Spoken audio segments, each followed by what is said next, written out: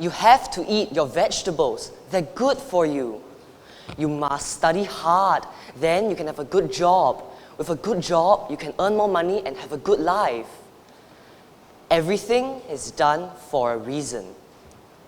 Well, do any of these sound familiar to you? I'm sure they do. Those were some of the memorable quotes of wisdom dispensed by significant adults who have impacted my life. Everything is done for a reason?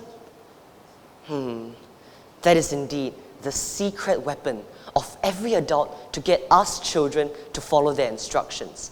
And it worked like a magic potion every time. When I was in primary 4, my PE teacher told us to stay away from some corner of the hall due to safety reasons.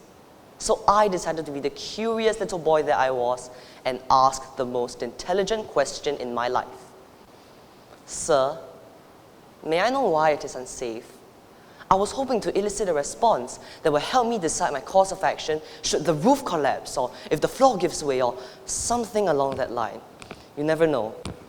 I was highly enlightened when he opened his mouth and made the earth-shaking revelation.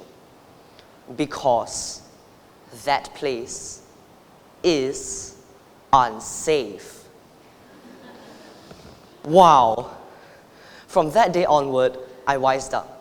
I started to question less and less until I was reduced to a mere receptacle for information. Then came Mr. J, who teaches science. On the very first lesson, he gave us a container and instructed us to find out what was inside the container without opening it. We tried talking to it, flirting with it, hoping that somehow the object would react and appear before us. But that didn't happen. After that, we tried more practical methods. As we shook it, we found out that the object made a rattling sound, and when we knocked at the container gave off a hollow sound, indicating that it was a small item like a sharpener, a carabiner, or a bottle cap. Mr. J did not reveal what the object was that day, but he left us with an important message that we should question, discover, pursue knowledge. Wow, that was something new, something alien, but I liked it.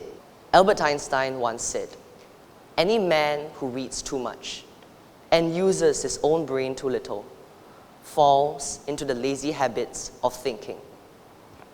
So I'm going to avoid that pitfall of lazy thinking, of not thinking, as I'm going to start questioning what we thought was correct, what we thought was true, before I deem it absolute. And what was absolute was that in Mr. J's box, it was indeed a bottle cap. Bingo.